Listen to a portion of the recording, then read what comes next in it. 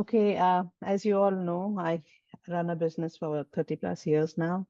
We established in 1992, and it's a private limited company, but we are registered with the government of Nepal, Asian Development Bank, World Bank, and we are affiliated with a lot of societies and associations.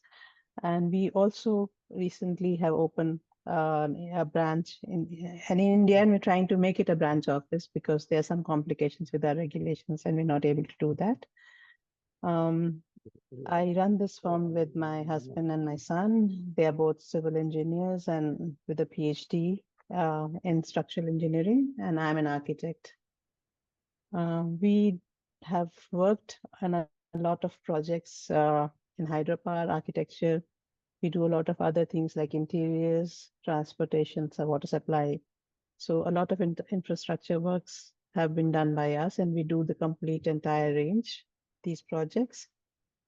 Today, I just wanted to talk, instead of talking about all our projects and all our issues, I wanted to talk to you about three building projects that I did that I love to do. So I'll just share them with you. This was one of our first projects that we did when we started. And this is the head office for a bank, which is the Agricultural Development Bank. And it is located in the main street of Kathmandu, right across the Supreme Court. And what was existing was existing building, which is this building. And I was supposed to add to this building in their complex. And we ended up adding this new building. This was an old traditional building with a lot of traditional architecture. But this is the new building that we added to it. And while doing it, our dilemma was how do we keep to the maintain the architectural continuity of and the tradition of Kathmandu, and yet build for that particular time and space that we were building in. So this was a strictly structurally regimented building, and the one that we wanted to do was to have a new flavor to it. So the first thing that we did was to break it up from the structural integrity, and instead of just being rigid with the columns and the spaces between the columns, we thought of pulling out our walls, which was very, very uncommon at that point in time, and make them free so that we could play with our facade and bring in new interesting windows or something like that.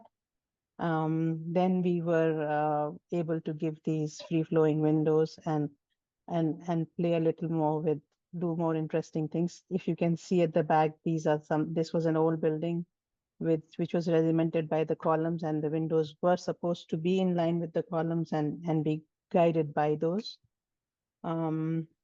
This is another view of the same building, and we wanted to capture the spirit of the tradition and the spirit of our architecture that existed in the valley, Kathmandu Valley. So we still wanted to play with the light and shade and the solids and voids that we wanted to maintain in this new form and the new vocabulary that was getting evolved. And if I don't know if you noticed, but that building was a curved building, that initial first building, and we built a inverse curve to that to add to that building. I'll just go back a little bit to the main. So this was the main building that we were doing. So we just built an inverse curve. So we were trying to carry that vocabulary of the curves through the interiors as well. So this was a project that we did almost 25 years back. This is another project that we did in Pokhara. I don't know if you all are aware, Pokhara is a tourist town. It has a lake and the mountains as well. So it's something like Srinagar, where you still see the mountains very close up to you. And the way Pokhara is it's called Cherrapunji of Nepal. It has a lot of rains, and most of the building is done in stone.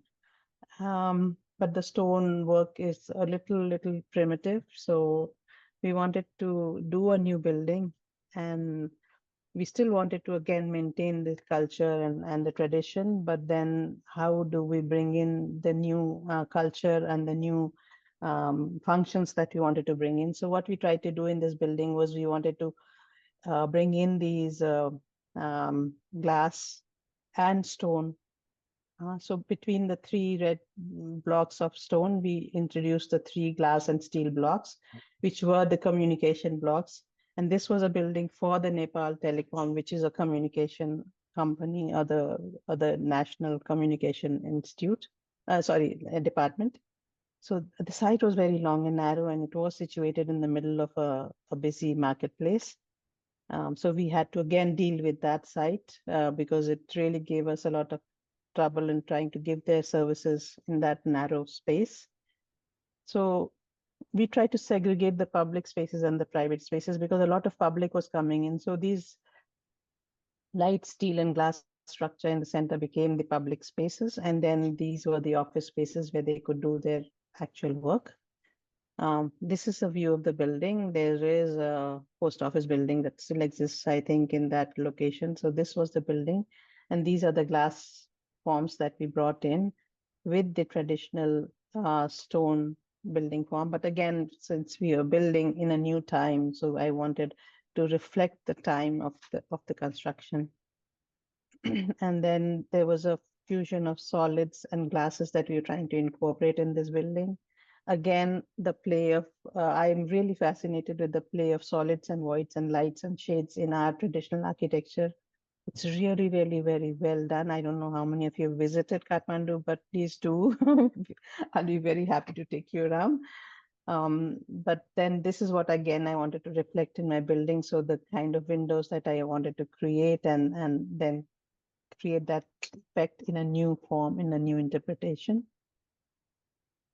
And then we again tried to do some service course which were light and ventilated and with the movement. So for that, we created curved staircases and just like a sculptural element in that form. And then we also, I always like to work with artists because I think as architects, we should be promoting art and architecture go together. And then we hired a very, very senior and famous artist from Nepal, Shashikala, and then she designed a wall mural for us, and she brought in the idea of telecom being Shank.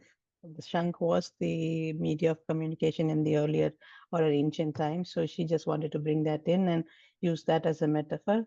And then we also created a 3-story atrium with a sculpture that was in brass by that artist.